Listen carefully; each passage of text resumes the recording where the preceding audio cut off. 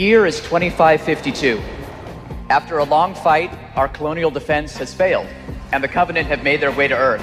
Even though I was on the project and sitting in the trenches with the other guys, I kind of had blinders on. You know, what I knew about the campaign was they probably cut, at least a third of the total game, maybe as much as half, I don't honestly know. And that's why Halo 2 ended up with such a jarring ending. This is Spartan 117. Can anyone hear me? Over. Isolate that signal. Master Chief, you mind telling me what you're doing on that ship? Sir, finishing this fight. One of the things I thought about really early on was, imagine that there was a Covenant commander who was in charge of events in the first Halo game. How would he have felt when he fell flat on his face, when he completely failed? What if you were that guy who got your ass handed to you by the Master Chief? What would your bosses think of you? And that's really the genesis of the Arbiter. It was heresy. I had the, well, either good or bad idea, depending on how you look at it, to suggest, well, what if you actually played as this guy? Wouldn't that be pretty cool if you could put yourself in his horseshoe boots and walk around with his mandible jaws and talk to other Covenant and really get the other side of his story? Undertake as the Arbiter of perilous, suicidal. You will die as each Arbiter. When they switched the story around and you're playing as the Arbiter, you were like, whoa.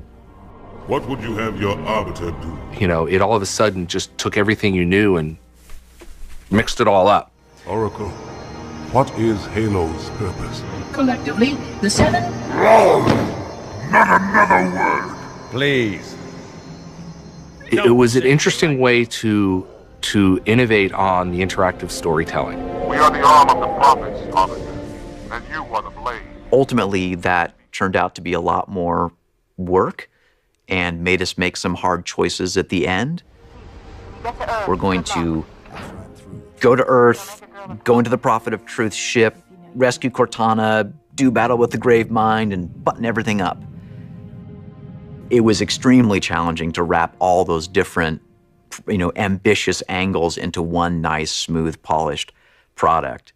And especially at the end for the campaign, there wasn't enough runway to land what we really wanted to land. So it was not until 2002, a good probably 6 months after we had finished the music, I finally was called into a meeting room at Microsoft and sitting around a table with all these guys. But there was one guy in the room who had dreadlocks and like a white beret and a white suit, and his name is Nile Rodgers. I think he was working with Maroon 5 in New York, and they wouldn't stay in the studio with him. They kept taking breaks, and he found out they were taking breaks and wasting time playing Halo, this new game. And they said, yeah, Niall, you got to see this game. It's so cool. And Niall looks at him playing, and he goes, yeah, but what's that music? He was the first guy who said, I want to have a company that releases game soundtracks, and he wanted Halo to be the first one. I remember loving that soundtrack so much that I bought the soundtrack to a video game. Who does that? Nobody does that. Nobody goes like, oh, I want to hear the MIDI music from old PC games. No. But Halo was so iconic that you could release a soundtrack and I would buy it and I would listen to it in my car while not getting laid, ever. I love that song. And when the dun-dun-dun-dun, dun-dun-dun-dun, the moment that kicks in, you're like, yes, let's go. That score is just, you hear that and just immediately you're there. You're in Master Chief's helmet and you're living it. It immersed you and you felt like you were put in this world, and that's why there's such an emotional connection. That music became your music. I believe it's something like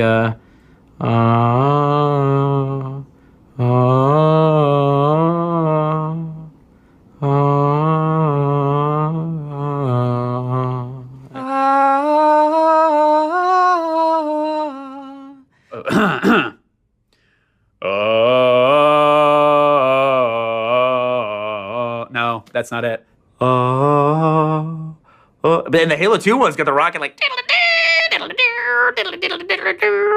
Yeah, that's. I was dating a girl at the time, and whenever she heard the Halo theme, I could hear every door in my house slam because she knew I was going to be playing Halo for 4 hours. As good as I like Halo 1's soundtrack, He came back after the success of Halo 1 and he said, Marty, for Halo 2, you know, I can get you anybody you want. I'll get you Steve Vai, Jeff Beck, I can get you Pink. You know, a Pink? What? Well, I hadn't really thought about guitar per se and yet, but Steve Vai or Jeff Beck, sure. Are you kidding?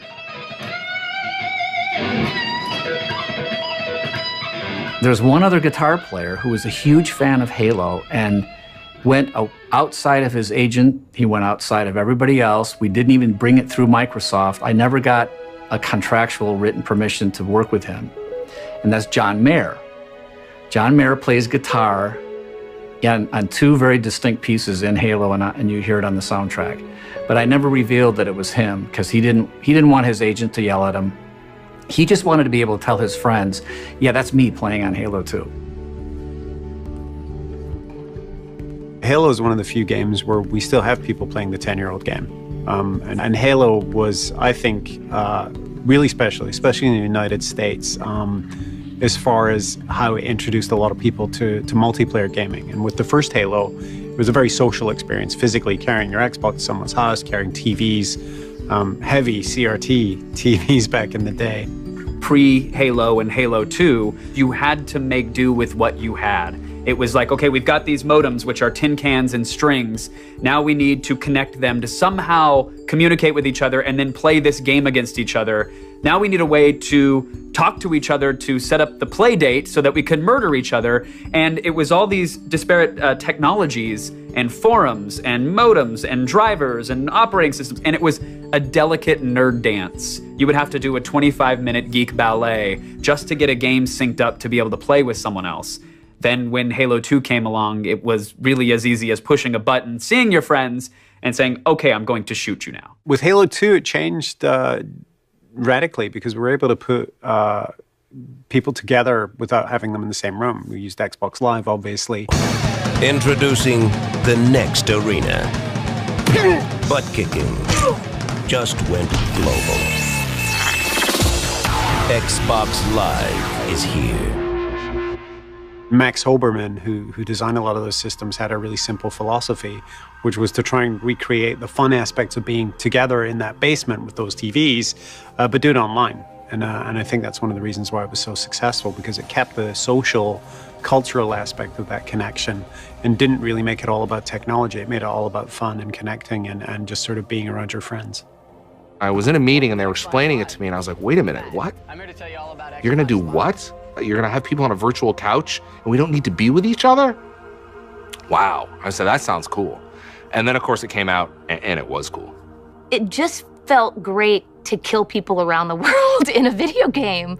Legitimately. I mean, you were used to doing it on your couch. And I always said when I played games, if I can't kill something, I don't really have a desire to play it. That's just the way, I just love FPSs. It comes down to the last kill and you get this voice like double kill. I mean, it was just like, you know, killing spree. And you were like, you got so emotional about it, you know, and you strove to get those small moments of awesomeness. Not only was it a way to kind of hang out with your friends, whether in person or online, but it was also like a legitimate form of competition, right? If you're in school, it was a question of what level is that guy in Halo 2? You know, how good is he? It was fun. At the end of the day, it was entertaining. It was just so fun. The histories between Halo and Xbox Live, I don't think you really separate the two even today in terms of the stuff that we're trying to do with Halo 5 and innovating on Xbox Live. There's a long history there. But we all knew that when Halo finally came to Xbox Live, that would be the time. Like that would define the success or failure of Xbox Live. You know, I think if you're a game player who hasn't tried Halo and you're playing things like Battlefield and Call of Duty, there are a lot of things that you take for granted when you start up a game. You'll go in a matchmaking playlist, you'll be matched with players with the same skill and the same interests, obviously. They want to play the same game mode as you do. There's, an even number of players that are evenly matched so that each game is fun, each game is close, and each game is exciting. So when you finish a game, you either won or you lost, not by a huge margin, which made it fun, made it challenging. But I got to give credit to Max for that. That was his baby, and that's probably his biggest impact on the industry today, is he's kind of changed the way that we play console games online.